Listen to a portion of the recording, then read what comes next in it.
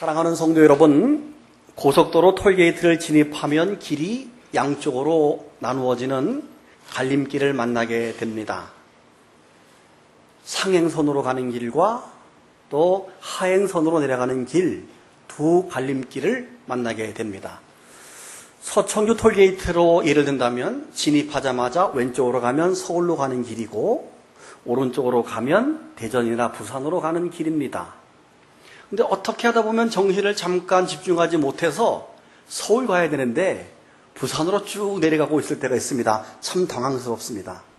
물론 10분만 더 내려가면 남청주 IC로 나갔다가 다시 들어오면 무방합니다만은 만약에 서울에 중요한 약속을 하러 가는 사람이라고 한다면 엄청 당황스럽고 낭패스럽다 이렇게 표현할 수 있습니다. 그러므로 그 갈림길의 순간은 아주 중요한 순간이고 또 지점이다 이렇게 표현할 수 있겠습니다. 그런데 여러분, 그보다 더 중요한 갈림길이 있습니다.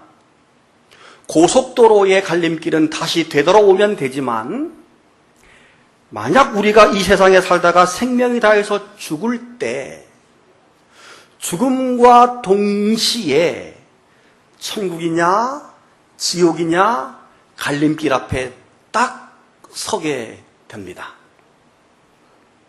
그 순간은 정말 순간의 갈림길이지만 영원이라고 하는 시간으로 나누어지는 너무도 중요한 시간입니다. 그러므로 성도 여러분, 그 순간이 만약 우리에게 온다면 정신을 바짝 차려서 성령의 충만함으로 반드시 천국으로 가는 길을 선택하기를 축복합니다. 아주 가끔이지만 평생을 예수 잘 믿다가 마지막에 이상한 소리를 하고 예수님을 부인하고 죽는 경우가 왕왕 있습니다. 성경에도 유다 같은 경우가 그런 경우입니다. 3년 반 동안 주님을 잘 따라다니던 제자 아닙니까?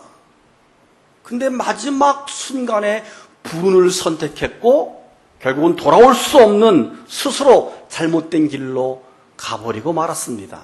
너무도 안타깝습니다. 그런가 하면 평생을 주님과 관계없는 인생을 살다가 죽음 직전에 영생으로 가는 길을 선택한 사람도 있습니다. 예를 든다면 예수님이 십자가에 처형되던 날 우리가 소위 오른편 강도라고 표현한 그 강도, 그는 정식으로 주님을 만난 적도 없습니다. 다만 그의 인생의 먼 발치에서 예수님을 소문으로만 들었던 사람입니다. 그런 그가 죽음의 형틀에 묶여서 죽어가는 순간 주님께 이런 당부를 합니다. 예수여, 당신의 나라에 임하실 때 나를 기억해 주소서.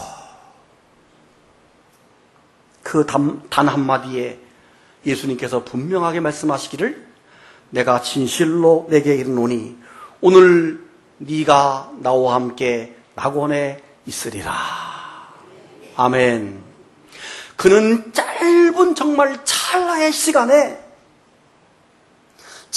찰나의 시간에 영원한 갈림길 앞에서 영생이라고 하는 아주 중요한 은총을 받게 된 것입니다.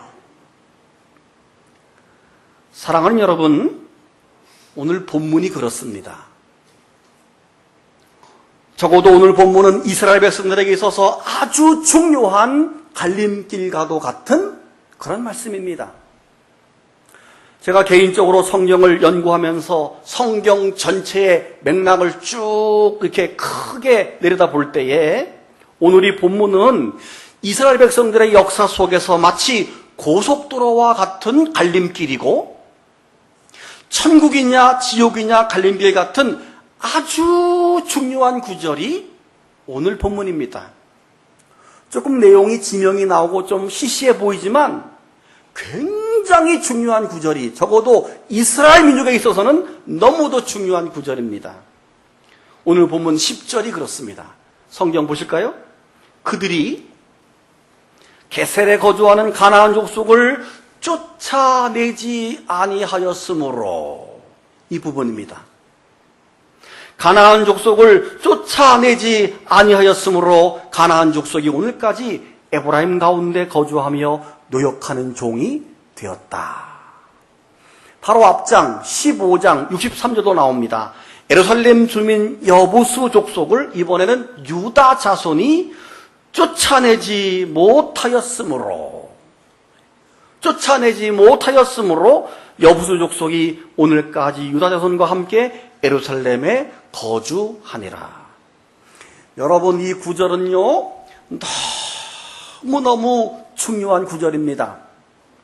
이 구절을 갈림길로 해서 이스라엘 민족은 아주 긴 세월을 방황했습니다. 이 구절을 기점으로 해서 갈림길로 해서 그들은 긴 세월을 저주와 징계 속에서 살아왔기 때문입니다. 여러분, 무슨 말씀입니까? 제가 이 말씀 배경을 설명할 때 경청하시길 바랍니다. 오늘은 경청하시길 바랍니다. 아래도 보지 말고 저만 바라보면서 말씀도 스크린에 나오니까 경청하시기를 바랍니다. 이스라엘 백성들이 출애굽을 했습니다. 광야 40년 동안에 온갖 고생을 다 하면서 파란만장한 세월을 지내왔습니다. 그리고 드디어 가나안 목적지를 눈앞에 둔 순간입니다. 가나안 땅을 눈앞에 두고 하나님은 백성들에게 말합니다. 너희가 그 땅에 들어가면 어떻게 살아라 하는 삶의 방법을 모세를 통해서 신신당부를 했습니다. 그 내용이 신명기입니다. 신명기는 모세의 긴 설교 3편 혹은 4편으로 나눌 수 있습니다. 신명기라고 하는 이 책의 이름의 뜻이 뭐냐 하면 똑같은 율법을 반복하고 반복해서 말씀하기 때문에 율법이 반복된다는 뜻으로 한문으로 신명기입니다. 저는 이 책을 제가 나름대로 별명을 붙이기를 신신당부하는 책 신명기라고 별명을 붙여봤어요. 왜냐하면 사자성어 신신당부도 반복하고 거듭해서 당부하는 게 신신당부인데, 이 신명기는 이스라엘 백성들에게, 우리들에게 하나님께서 신신당부하는 책이 신명기예요. 할렐루야. 그러면 무엇을 당부합니까? 내용이 이렇습니다. 이스라엘 백성들이여, 이제 너희는 곧이어 가나안 땅에 들어가게 될 것이다. 거기에 가면 가나안 족속 7족속이 이미 그 땅에 살고 있을 것이다. 절대 그들을 불쌍히 여기지도 말고 다 쫓아내야 하느니라. 그들과 어떤 언약도 하지 말고 그들과 혼인도 하지 말고 아무튼 무조건 다 쫓아내야 하느니라. 그리고 오직 하나님의 말씀에 순종해서 살기만 하면 내가 너희에게 복을 내릴 것이지만, 너희가 하나님 말씀에 불순종하면 너희에게 저주와 심판이 있을 것이다.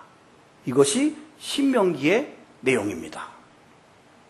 확인해 봅니다. 신명기 7장 1절을 보게 되면 내 하나님 여호와께서 너를 인도하사 내가 가서 차지할 땅으로 들이시고 내 앞에서 여러 민족, 헷 족속과 기르가스 족속과 아모리 족속과 가나안 족속과 브리스 족속과 히위 족속과 여부수 족속, 곧 너보다 많고 힘이 센 7족속을 쫓아내실 때에 내 하나님 여호와께서 그들을 내게 넘겨 너에게 치게 하시리니 그때에 너는 그들을 진멸할 것이다. 하나님이 다 손에 붙여준다고 그랬어요.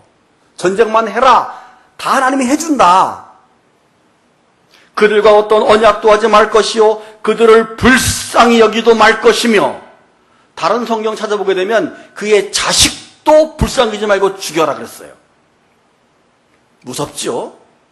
애들이 뭔 죄가 있습니까? 자식도 불쌍히 여기지 말라.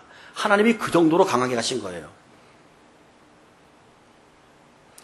3절 또 그들과 혼인도 하지 말지니 내 딸을 그 아들에게 주지 말 것이요 그들의 딸도 내 며느리로 삼지 말 것은 그가 내 아들을 유혹하여 그가 여호와를 떠나고 다른 신들을 섬기게 함으로 여호와께서 너희에게 진노하사 갑자기 멸하실 것임이니라. 쭉 내려와서 16절에 내 하나님 여호와께서 내게 넘겨주신 모든 민족을 내 눈으로 긍휼히 여기지 말고 진멸하여 그들의 신을 섬기지 말라. 그것이 내게 뭐가 된다고요? 올무가 되리라. 그러므로 가나안 땅에 들어와서 여호수아와 이스라엘 백성들이 그 땅을 정복할 때 그 땅에 살던 거민들을 완전히 쫓아내는 완전 정복이어야 합니다. 할렐루야. 따라합시다. 완전 정복. 이게 저희 때 참고서 이름이 완전 정복이었어요. 그거 아시나 몰라? 또 하나 필승이 있어요. 하여튼 공부는 필승해야 되고 완전 정복해야 된다는 거예요. 신앙도 완전 정복. 그런데 오늘 본문에서 에브라임 자손들은 게셀 족속들을 완전히 쫓아내지 못합니다. 앞장에서 유다 자손들은 여부수 족속을 완전히 쫓아내지 못합니다.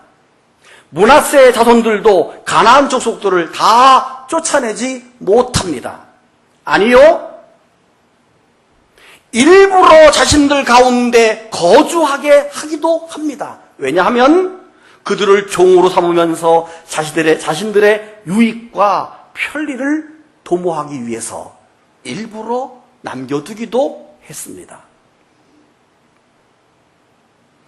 여러분, 절대 그런 일은 없습니다만은 만약에 어떤 의사 선생님이 수술을 하면서 몸속에 있는 암덩어리를 제거하다가 피곤하고 힘들다고 일부를 남겨두고 그냥 덮었어요.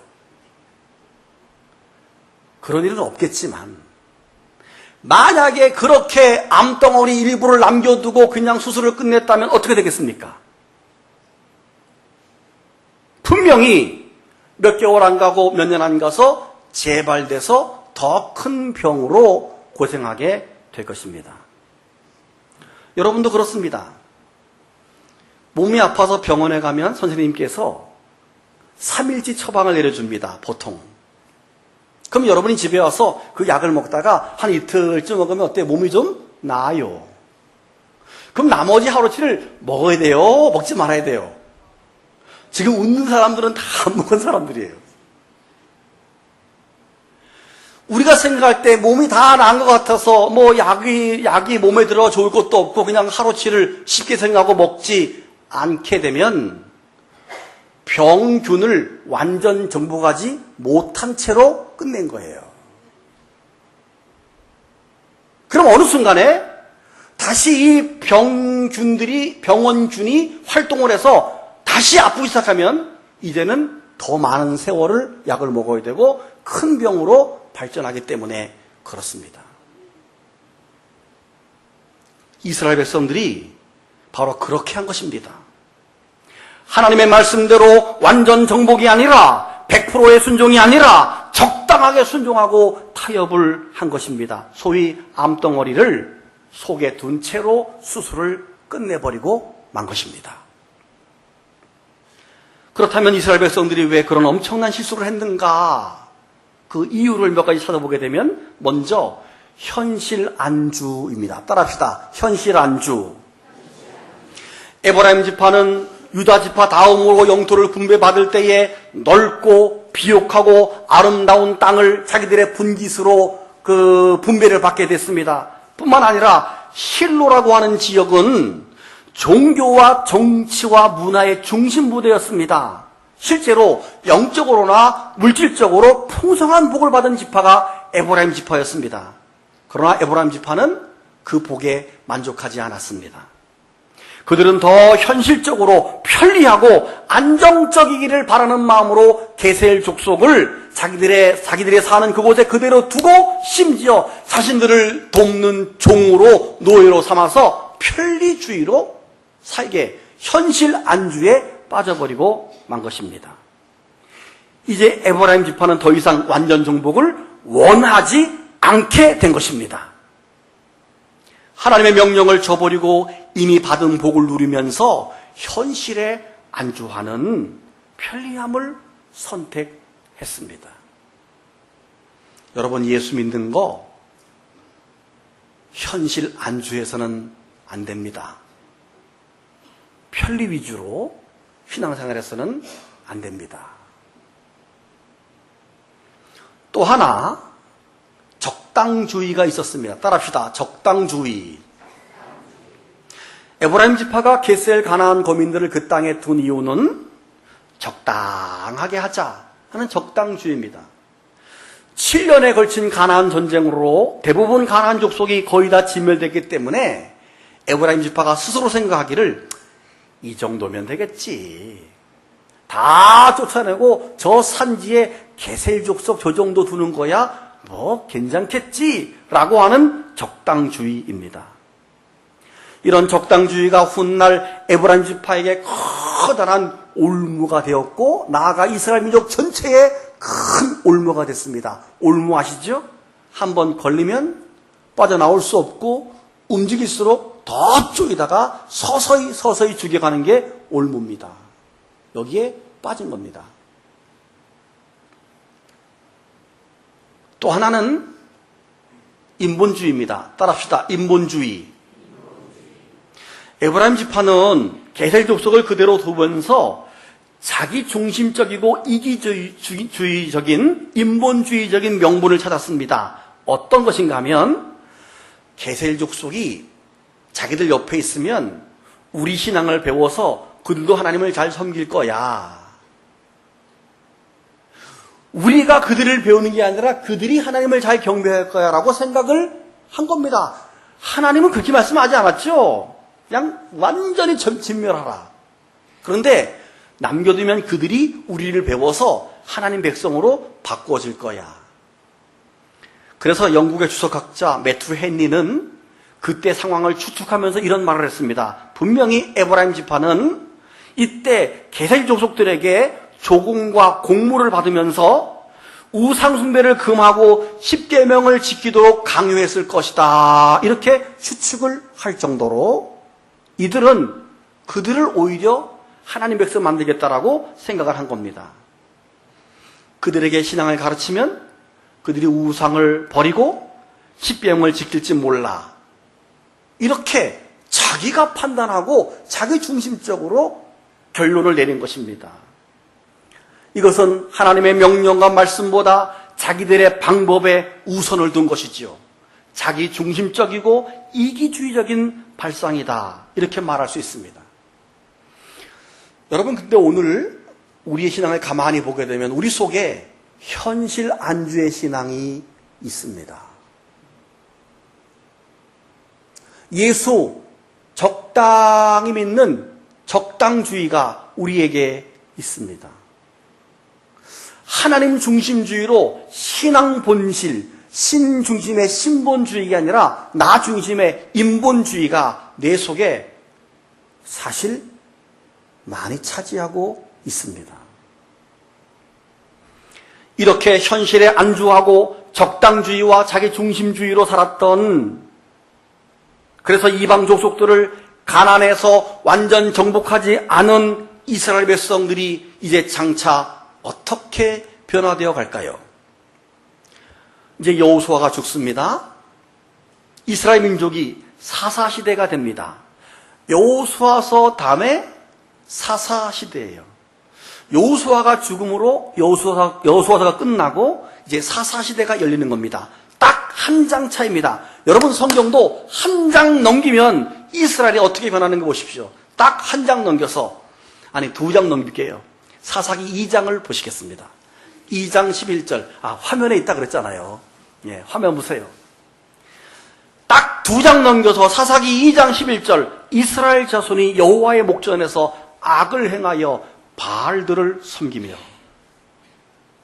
자, 한 장 차이에 이제 시작되는 겁니다. 암이 퍼져나가는 겁니다.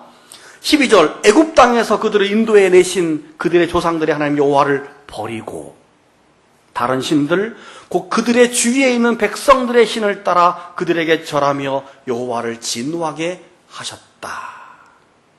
한 장 더 넘어가면 3장 5절, 그러므로 이스라엘 자손은 가나안 족속과 헷 족속과 아모리 족속과 브리스 족속과 히위 족속과 여부수 족속 가운데 거주하면서, 그들 가운데 거주해요. 우리가 중심이 아니라 이제 그들이 중심이 됐어요. 우리가 세상에 빠졌어요. 이제 세상에 물들어 버렸어요. 6절, 그들의 딸들을 맞아 아내로 삼으며 자기 딸들을 그들의 아들들에게 내주고 또 그들의 신들을 섬겼다. 이렇게 사사시대 내내 흐르는 동안에 우상숭배의 울무에 걸려져 있습니다. 약 400년의 사사시대가 흐르는 동안에 운니엘, 에훗, 드보라, 기드온, 삼손 등등의 많은 사사가 진행하는 동안에 계속 수술했다가 낫다가 또 재발했다가 수술했다가 재발했다가 수술했다가 재발했다를 반복하면서 우상숭배와 하나님께로 돌아왔다를 반복하면서 사사시대를 살게 됩니다. 왜 그렇지요? 우상숭배의 암덩어리가 속에 있기 때문에 그렇습니다.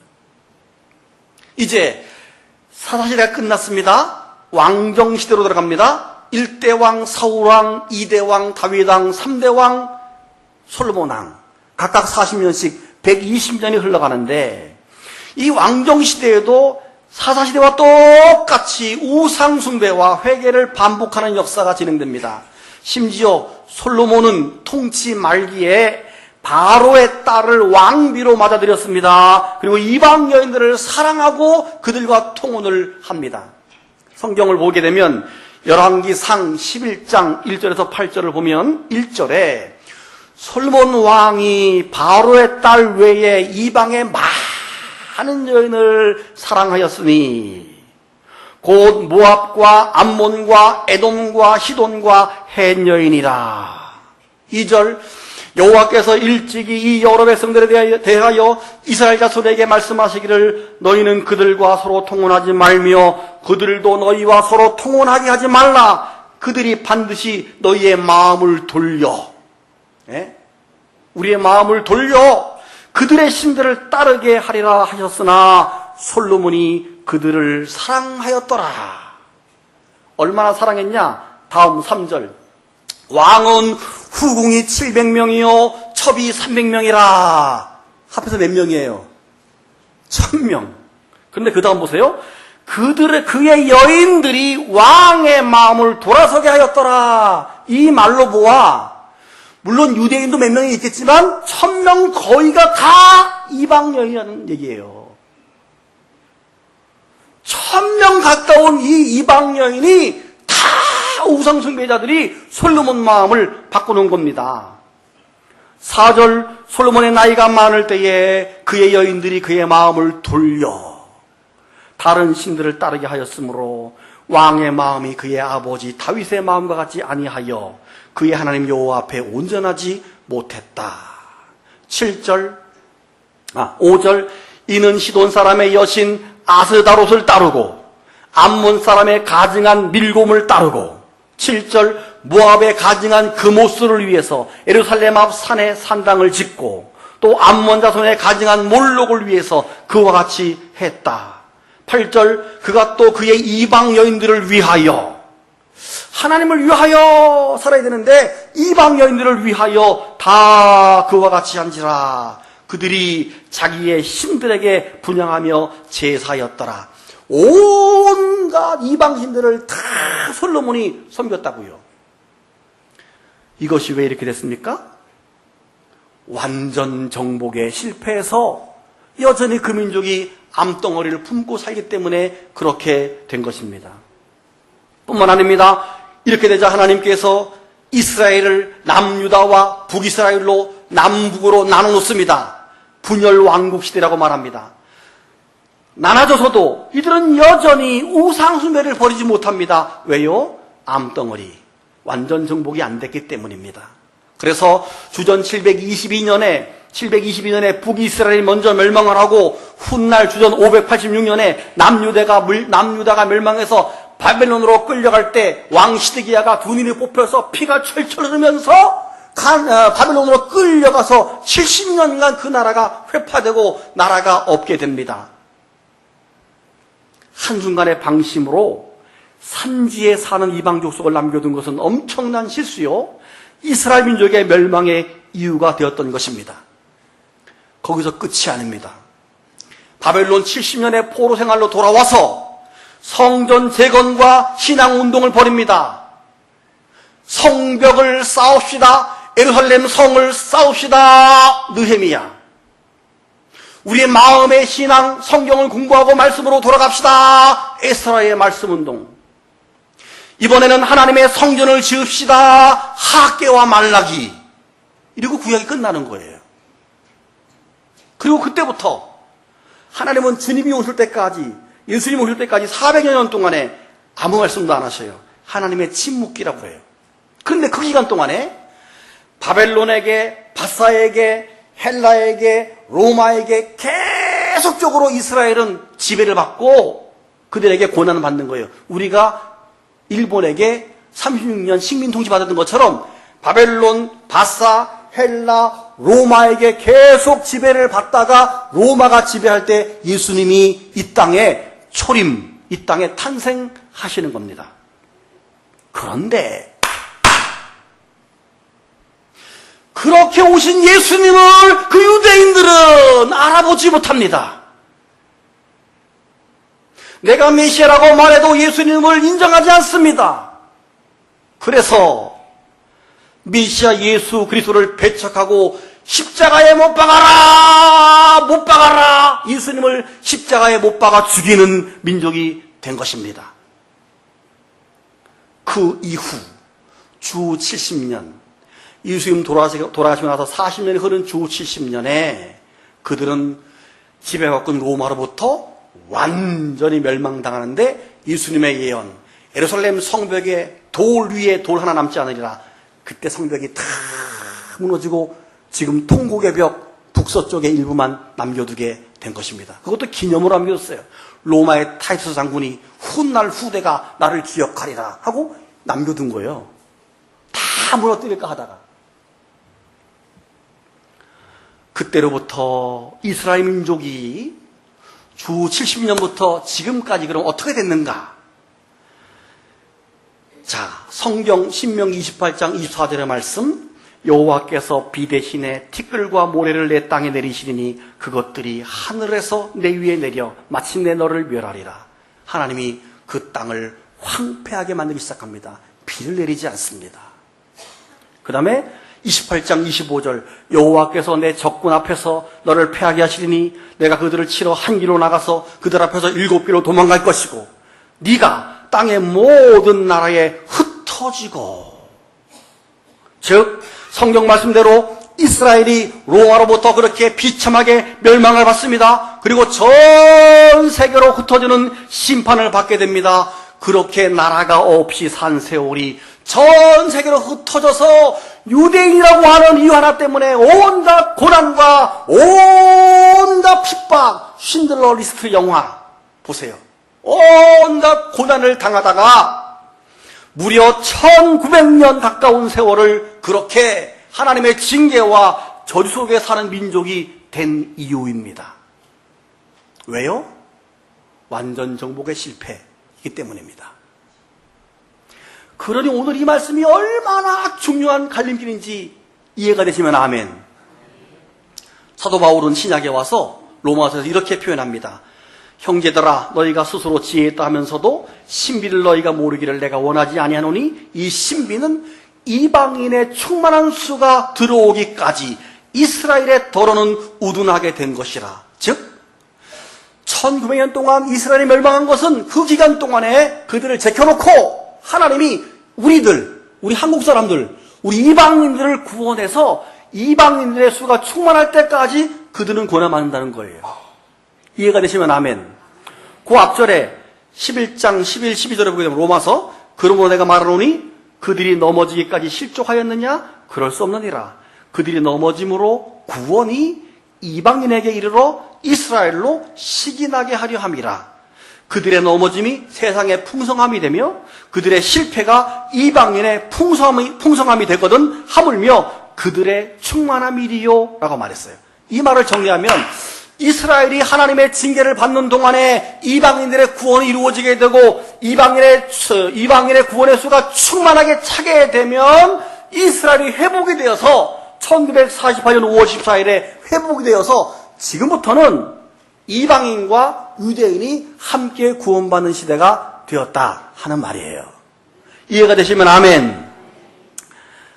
사랑하는 성도 여러분, 이스라엘이 주 70년에 멸망해서 1948년 독립될 때까지 약 1900년 동안에 너무도 혹독하고 엄청난 역사의 비극을 맞이할 수밖에 없었던 이유가 무엇입니까?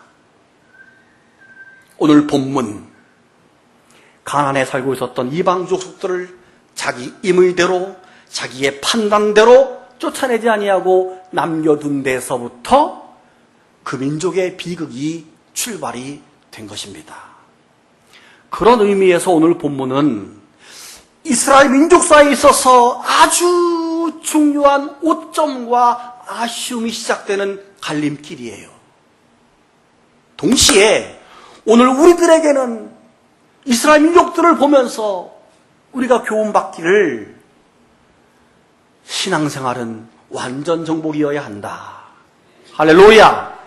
미완성의 정복은 있을 수 없다. 우리 신앙 속에서 오직 하나님만 바라봐야 된다는 것을 우리에게 교훈해 주고 있습니다. 하나님도 바라보고 세상도 바라보는 두 가지 마음이 공존할 수 없다는 것입니다. 요한일서 1장 5절에서 7절을 보게 되면 하나님은 빛이라고 말하면서 빛과 어둠이 함께 공존할 수 없다. 우리가 빛의 자녀이기 때문에 우리 속에 어둠이 함께 있을 수 없다라고 말씀을 하고 있는 것입니다.